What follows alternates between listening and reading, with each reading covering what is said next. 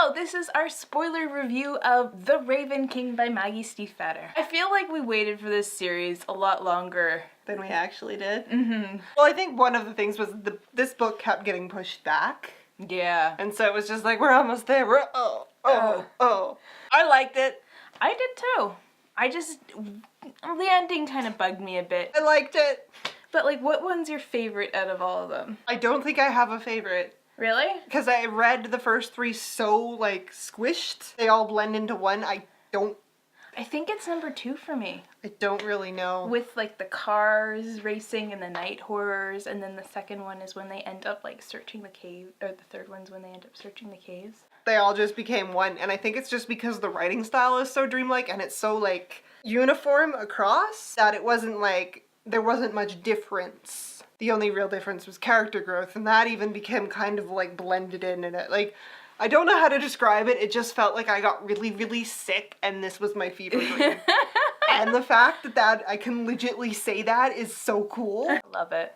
Love the writing style. I would totally read something else, especially if she used that writing style, because it's just so pleasant and so quotable and so deep. Mm-hmm. I love all of the characters. I love Ronan the most. Me too. I don't exactly know why. I think it's just because he's who I want to be out of all of them. The not caring thing, just the whole like sharp edges and yeah, like straightforward vision of this is what I'm gonna do and I am gonna do it, but still being loyal to a fault. And I mean, I think he's different than any other YA character I've ever come across. I mean, you could say that about all her characters, but him especially is just like the standalone, like never encountered a Ronan Lynch before ever. So things that happened, because God, there's no way that I'm going to tell you what happened in order because I have no idea.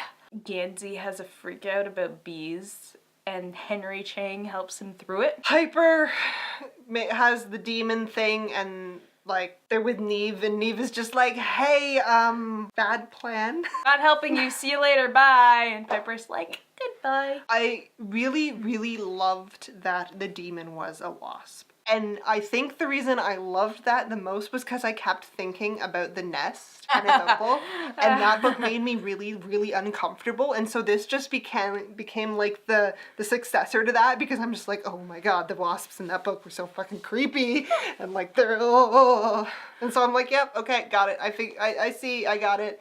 Makes sense. I mean, I know it's definitely supposed to be a direct response to Gansey, but still. Ugh. Blue and Gansey were cute in this book, but I don't know, they just didn't reach the level of like me obsessing over them that they hit the third book. I don't know, I mean, I liked the party scene. I liked it too, but you really felt something in the third one when they were going around, driving around, just having their moment. And you felt it here too, but it just wasn't as intense. But the moment when they met on the stairs, I was like, I legitly dropped the book because I thought they were gonna kiss. And I'm just like, not yet! And then I'm like, is he gonna die instantaneously? Or is it gonna be like a slow wasting away? Yeah, and so I was like, okay, maybe I want them, and then they didn't. I'm like, okay, thank God. Okay, got ready. But the one relationship that got me really excited was Ronan and Adam. I was like the last person to know about it. You're like, I think they're gonna get together. I'm like, I don't know. I don't know if I want this. I love how offhand it is. I love it so much that like it's legitly, and then they're talking and then Ronan kisses him and it's just like Ronan kissed him. And I'm just like, that is the way to do it. Make it just so kind of blasé that it happened, because everyone's expecting it to be like this big deal. Because Ronan is so crazy and Adam is so very like crazy in a different way. But instead it's just like, yeah, smooth. I just wish there were more scenes of them together because, oh, they're so cute. And they just work together. I just like it though, because Adam's just like, danger, danger, Will Robinson. What do I do now? Because I did kiss him back and I liked it. He's like, I am playing with lightning now. And Ronan's just like, yeah. I liked Henry. I did too. What I really liked, and we didn't talk about it in the review, is Piper's father. His trifold father. Her trifold father. He was fascinating. He was so fascinating. He was so creepy and I loved it. Because they're like a set of triplets and one of them is her father. But all of them are. because they pretty much don't have a separate identity. Yeah. Each one representing like a facet of their personality, and it's done so subtly and so clever. Or if This part I'm just like, you could tell me anything and I would just go with it. Because like dream logic. It's like, you know, when you're having a dream and you think you're in your house, but you know you're in the pizza, but it's still your house in your brain? Yeah. That is this book. There was the whole demon possessing people. Yeah, that was creepy. That was really, really well done. Adam has made this deal with Cabeswater that he will be its hands and eyes. And so the demon, as it's like destroying Cabeswater very creepily, it starts to use Adam's hands and eyes to like do creepy things. He's like wrestling with his hand. Which reminds me of a 90s horror movie that I like caught on TV and traumatized me as a child. I really just liked how the switch, like the nightmare switch happens.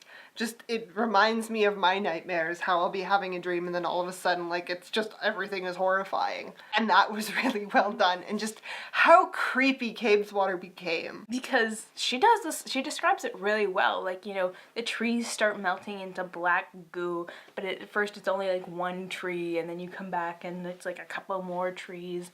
And then the snake starts like swallowing its own tail graphically, and the deer starts puking itself up from the inside. It started reminding me of Pan's Labyrinth. Yeah, I could see that. I'm imagining it on screen, and they couldn't do it because it traumatized way too many children. Oh, there's Blue's father. He's so useless. I kind of love it. He's just like, I am so done with everything. I am now a tree. Come on, buddy. We went to all that fucking trouble to find you, and now you're a tree. I wish Gwenlyan had a bigger part. She kind of just walked in, added a few words of wisdom, and disappeared. We went all the trouble finding you in the last... I loved the scene, it's near the beginning, where the Foxway ladies read all the tarot cards together. I thought that was so cool, about sitting at a table and kind of like laying out cards as like branches. Yeah. That was really, really cool. I was just imagining it in my head, and it looks really cool. And then they're all flipping over cards, and they're all coming out the same. And it's like, oh, that's so neat. And I like the story, however brief it was, of how Persephone, Kala, and Mara met. That was really cool. Ended up on the same road one day. There's really not much else to talk about. It's just the ending. Everything just kind of leads up to this ending. And I really liked it, but I'm a pessimist. See, like, it killed the fairy tale for me.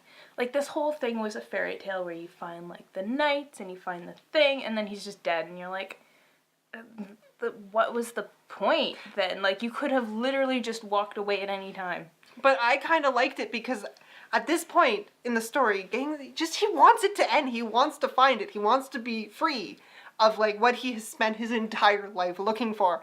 And so he finally gets there and he goes ahead of everyone. Like, he doesn't even wait for them. And like, he starts having another freak out in the cave because he hears insects and he hears wasps and bees, and like everybody shows up. It's like, we need to do this together. And he's like, oh yeah.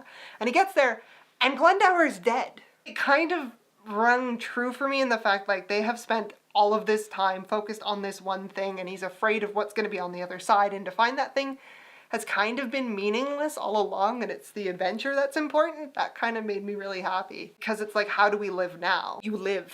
But they figured that out already. It's not like they had to sit there and think about it. I think like, they kind of had no reaction. They're like, oh, he's dead.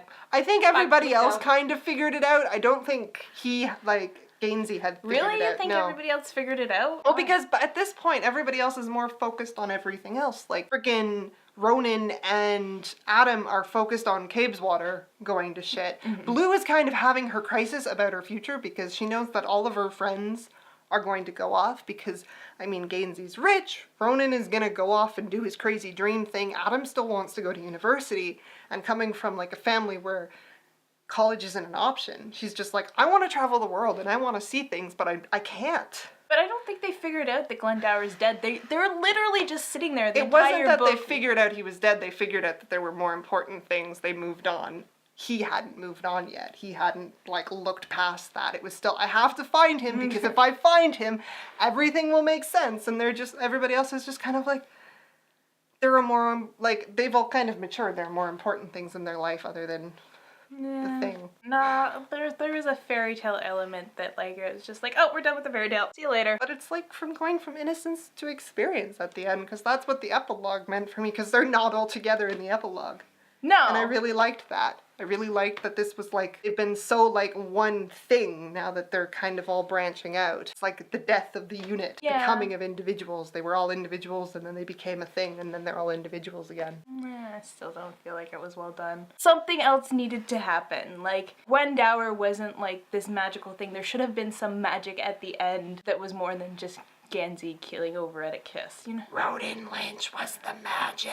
No, I just like when He was, at the though. point when he's just like, so guys, I dreamed Cabe's Water. I'm like, of course you did. I know that you I'm not surprised. I'm not surprised. You could tell me anything at this point and it's probably the truth. He was the magic because he's the only really special one because he's not He human. was God. He was basically that. It makes sense that Gansey has the voice then because he's the only one who can make Ronan do shit. I guess so. That's how I justified it because if Gansey says to do a thing, Ronan does it, so it would make sense if Gansey like yelled at Cabe's Water and Cabe's Water just, you know, following what Ronan would do would stop. But Ronan doesn't always follow what Gansey wants. Mostly he does. There Not was maybe a whole directly. second book where he did absolutely what Gansey told him not to do. But he felt guilty kind of the entire time. but his power is not the power of extreme guilt. That's Ronan's inner loyalty. I don't know. The voice thing was weird, I found. I was like, see, I would have liked it better if he was like a reincarnate of Glendower and he just had to like complete this cycle and then he could move on with his life. Ultimately, being Glendower could have been meaningless like his quest ended up being, but if he was Glendower, everything would have made sense. I liked it. And I liked what she did with Noah too. I just thought it was brilliant how, like, because every time we've seen Noah has been through the eyes of everyone else and then just kind of realizing because he's dead he doesn't see time like everyone else. I'm like, oh, good one. But we've gotten Noah's perspective before. Not to like this crazy extreme where it was Noah and only Noah. Because Yes. Noah was always interacting with other characters. It was always with Blue or someone else. This was like seeing as Noah sees and like... No, I think it was a thing that happened, like as he was breaking down. I feel like I'm sure we've gotten Noah's perspective before. I don't think we did, but I like it when people mess with time. Show view outside of time, because it's something that everyone takes as like, you can't comprehend what it would be like to be out of time, because you're trapped. In time. In time. And so I thought that was really, really clever. Never really explained what happened to him. He died on the ley line, it got weird and messed up, and he hung on. Yeah. Did he disappear after that? I Like, think it's kind of implied that the cycle will play, he's trapped in a cycle which for is forever. super Depressing. yeah, super depressing. Think about it. This is your entire existence till the end of time now. There are many horror movies about that. Also Groundhog Day. Anyways, that was The Raven King. It's been a good series. It's one of my favorites. Oh, beautiful. It gets you right here. So anyways, tell us what you thought of the end, guys, and we'll see you later.